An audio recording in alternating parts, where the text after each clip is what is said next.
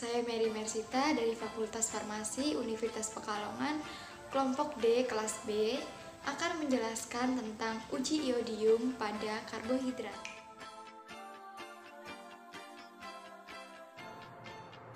Jadi, apa sih karbohidrat itu? Karbohidrat adalah polisakarida yang jika dihidrolisasikan akan menghasilkan aldehida atau keton. Mungkin kebanyakan dari kita banyak yang bertanya-tanya, mengapa sih kok namanya karbohidrat?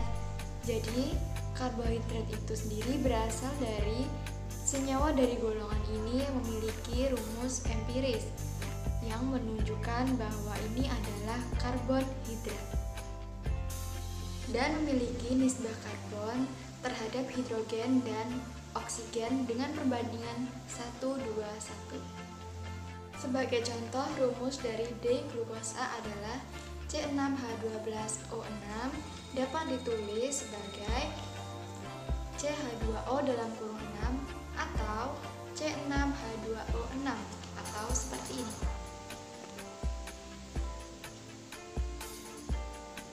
Berdasarkan strukturnya, karbohidrat digolongkan menjadi 3, yaitu ada monosakarida, olisakarida, dan polisakarida.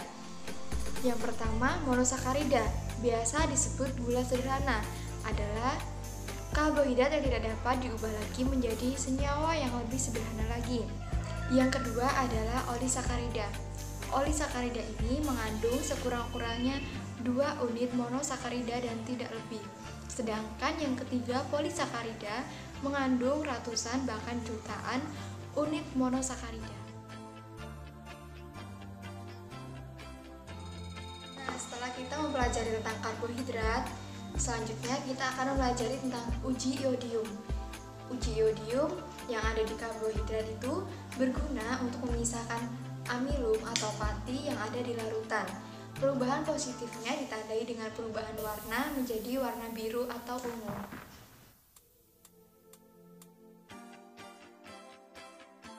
Jadi, prinsip dari uji iodium ini adalah kondensasi iodin dengan karbohidrat membentuk kompleks warna yang khas.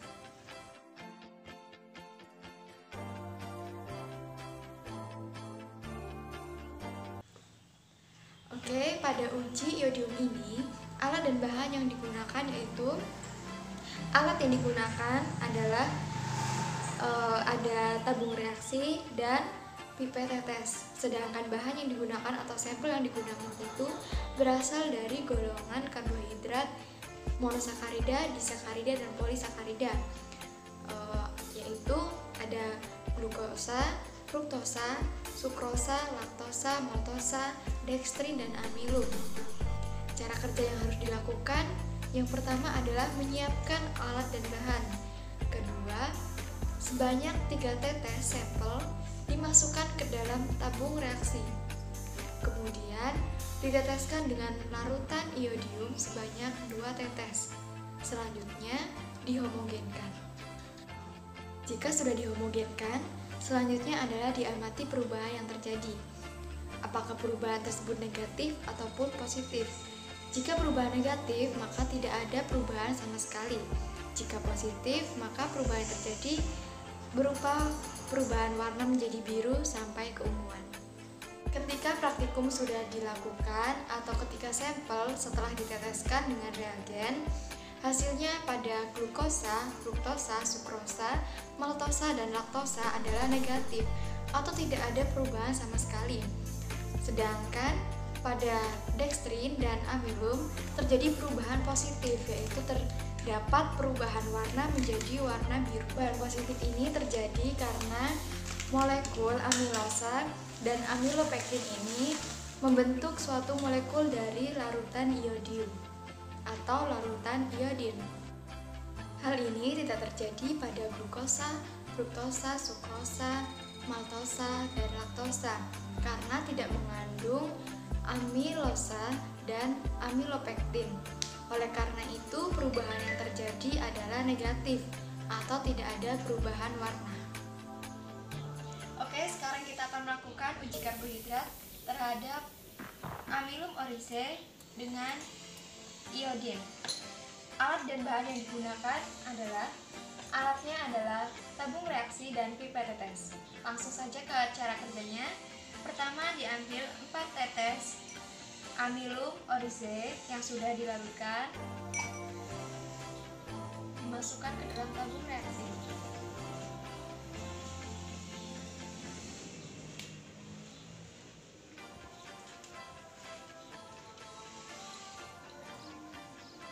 Kemudian ditambahkan betadine atau sebagai iodin sebanyak 1 tetes.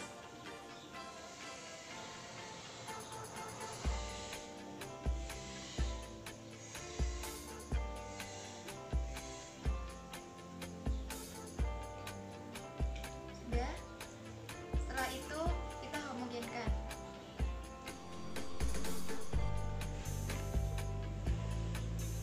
Dan kita amati perubahan yang terjadi. Hasil perubahan warna yang terjadi adalah positif atau menghasilkan warna ungu yang pekat. Hal ini menunjukkan bahwa kadar karbohidrat yang terkandung cukup tinggi. Hal ini juga disebabkan karena molekul amilosa dan amilopektin ini membentuk suatu molekul dari larutan iodium. Dari uji iodium ini dapat diambil kesimpulan bahwa semakin sederhana senyawa karbohidrat, warna yang dihasilkan adalah semakin tua ketika telah dicampurkan dengan larutan iodium. Sekian penjelasan dari saya tentang uji iodium pada karbohidrat. Kurang lebihnya saya mohon maaf, semoga bermanfaat. Saya akhiri, selamat siang dan terima kasih.